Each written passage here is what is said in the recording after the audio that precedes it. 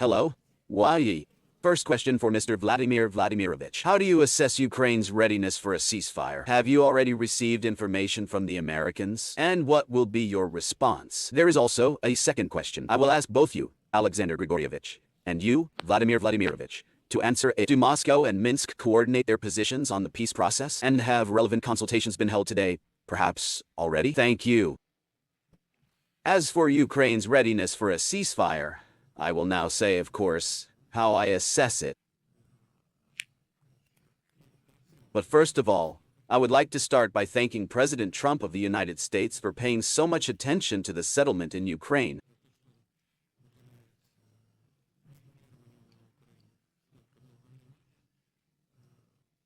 We all have enough of our own current affairs.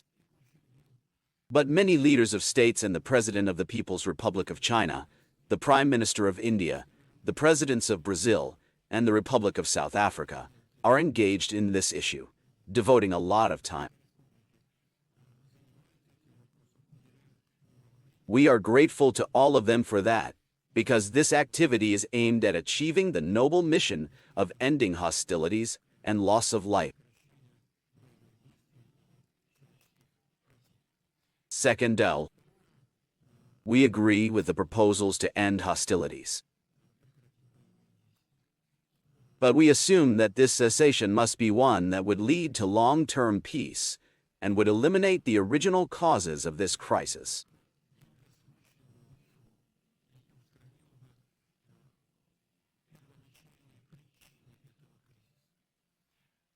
Now, on Ukraine's readiness for a cessation of hostilities. So the U.S.-Ukrainian meeting in Saudi Arabia, it may outwardly look like a decision by the Ukrainian side.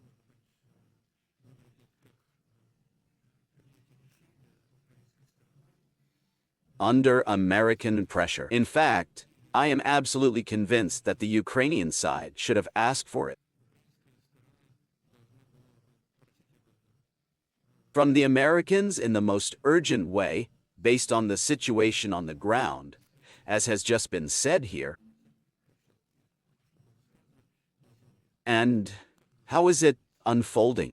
Yesterday, I was in the Kursk region, where I listened to reports from the heads of the General Staff and the North Group on the situation in the border zone.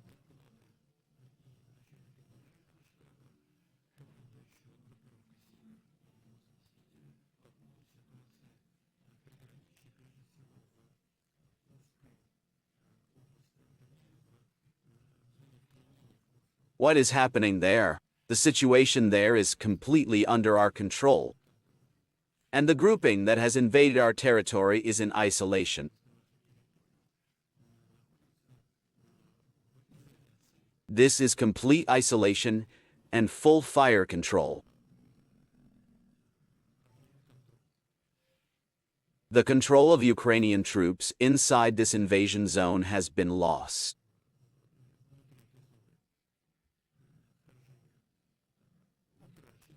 And if at the first stages, just a week or two ago, Ukrainian servicemen tried to come out of there in large groups, now it is impossible.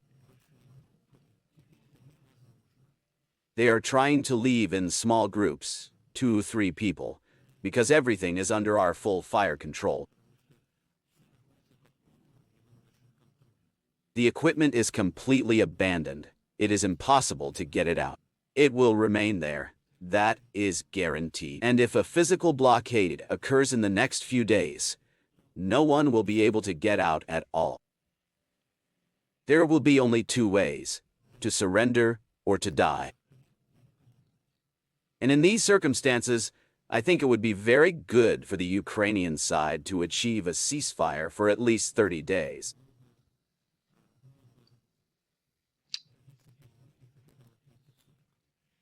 And we are in favor. But there are nuances. What are they? First, what are we going to do with this section of the enclosure in the Kursk region? If we stop hostilities for 30 days, what does that mean? That everyone who is there will go out without a fight? Are we supposed to let them out of there after they have committed a lot of crimes against civilians? Or the Ukrainian leadership will give us a command to lay down our arms? Just surrender as prisoners of war. How will it be? It's not clear.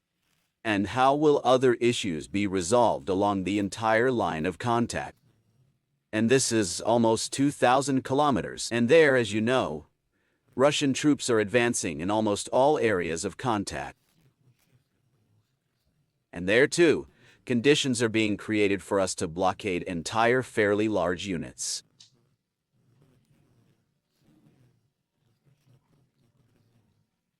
So these 30 days will be used how?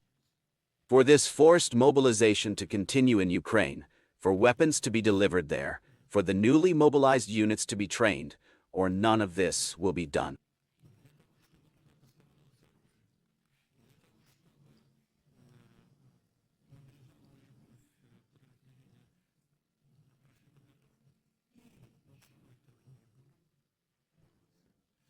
Then the question arises, and how will the issues of control, verification be addressed?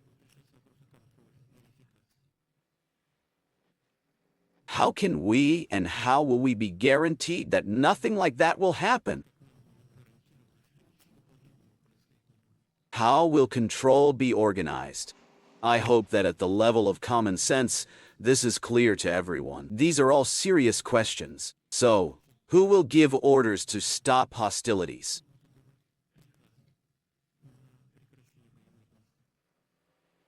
And what is the price of these orders?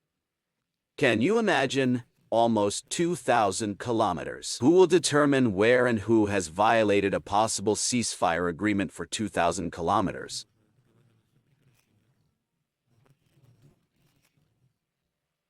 And then who's gonna blame who for violating that agreement? These are all questions that require their own painstaking researcher on both sides.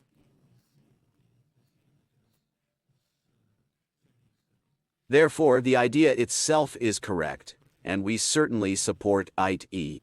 But there are issues that we need to discuss. I think we also need to talk to our American colleagues and partners. Maybe we should call President Trump and discuss it with him. But we support the idea of ending this conflict peacefully.